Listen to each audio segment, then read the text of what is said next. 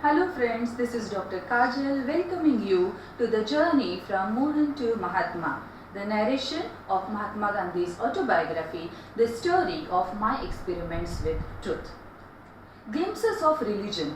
इस चैप्टर की शुरुआत में गांधी जी कहते हैं कि 5-6 साल से 16 साल की उम्र में यानी अपने स्कूली जीवन में मैंने अलग अलग विषयों का अभ्यास किया, लेकिन रिलीजन का एज सच कहीं भी एक्सपोजर मुझे मिला नहीं।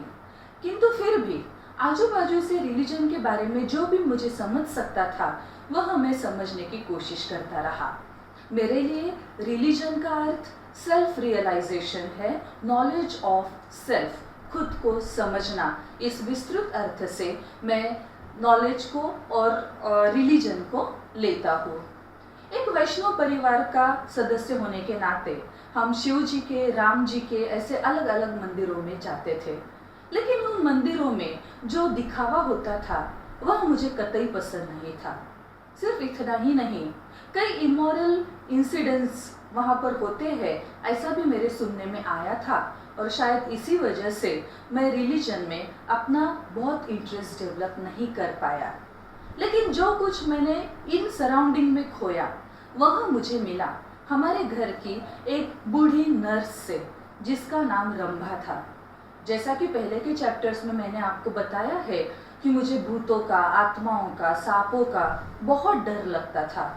रंभा ने मुझसे कहा कि अगर तुम्हें इस डर से छुटकारा पाना है तो तुम्हें रामायण का पाठ करना चाहिए, और मैंने रामायण का पाठ करना शुरू कर दिया। ऐसा नहीं था कि मुझे इस इलाज में बहुत विश्वास था, लेकिन मुझे रंभा के ऊपर बहुत विश्वास था। और आज मुझे यह कहते हुए बहुत अच्छा लगता है कि बचपन में जो कुछ भी अच्छी बातें हमें सिखाई जाती है उसका दूर तक हमारे जीवन पर असर होता है। आज जो भी रामायण के लिए मेरी भावना है, रामायण को जो मैं एक इलाज समझता हूँ, उसका पूरा क्रेडिट मैं रंभा को देता हूँ। जब मेरे पिताजी की तबीयत ठीक नहीं थी, उस समय हमारे घर पर लोडान महाराज नाम के एक राम भक्त राम कथा बताने के लिए आते थे। लोडान महाराज की आवाज़ बहुत ही मीठी थी, और अपनी सुरीली आवाज़ में वे रामायण के दोहे और चौपाइयाँ कुछ इतने सुंदर तरीके से सिखाते थे कि मैं बिल्कुल हिप्नोटाइज हो जाता था, और इस वजह से भी मेरा झुकाव रामायण के प्रति होने लगा और रामायण पढ़ना मुझे अच्छा लगने लगा।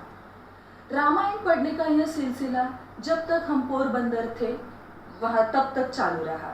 राजकोट आने के बाद हर एकादशी को हमारे यहाँ भागवत का पाठ होता था, लेकिन भागवत पढ़ने वाले जो साधु महाराज थे उनकी वाणी मुझे बहुत ज़्यादा इंस्पायरिंग नहीं लगती थी, और शायद इस वजह से मुझे भागवत में उतना इंटरेस्ट नहीं आया। लेकिन मेरे 21 दिनों के उपोषण के दरम्यान जब मैंने पंडित मदन मोहन मालवीय से भगवद गीता पहली बार सुनी तो मुझे लगा कि ये मैंने पहले क्यों नहीं सुना। मैंने अगर इतने अच्छे वक्ता को पहले सुना होता तो बिल्कुल मुझे इस तरीके की किताबों में दिलचस्पी डेवलप हो जाती थी। सभी धर्मों के प्रति सहिष्णुता भी मेरे अंदर निर्माण हुई, और इसके भी कई कारण थे, क्योंकि हमारे यहाँ जैन भिक्षु भी आया करते थे। हम लोग अलग अलग मंदिरों में भी जाते थे। मेरे पिताजी के कुछ पारसी और मुसलमान मित्र भी थे, जिनके साथ में उनके कई बार डिस्कशंस होते थे, और मुझे बहुत इंटरेस्ट आता था उनके इन डिस्कशंस में। लेकिन क्रिश्चियनिटी के प्रति मुझे कभी अट्रैक्शन लगा नहीं, क्योंकि हमारे स्कूल के बाहर ही हमने देखा था कि कुछ क्रिश्चियन मिशनरीज किताबें हाथ में लेके खड़े होते थे, और वे ज़बरदस्ती लोगों को धर्मांतर करने की कोशिश करते थे। और इससे नतीजा यह हुआ कि हमने सुना कि उन्होंने एक इंसान को क्रिश्चियनिटी में तब्दील किया, और इस वजह से उस इंसान को बीफ खाना पड़ा, दारू भी उसे पीना पड़ा, उसे अपने कपड़े बदलने पड़े, और अपने पुरखों का जो रिलीजन था उससे वह हमेशा नाम रखता था। और शायद इसी वजह से क्रिश्चियनिटी के प्रति कभी मेरा लगाव हुआ ही नहीं।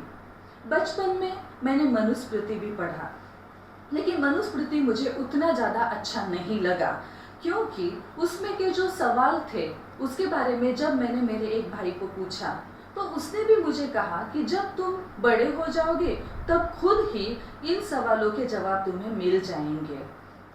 आज जब भी मैं सोचता हूँ धर्म के बारे में तो मुझे लगता है कि डिवोशनल लिटरेचर में तुलसीदास जी की रामायण जो है वह सबसे महान ऐसा ग्रंथ है।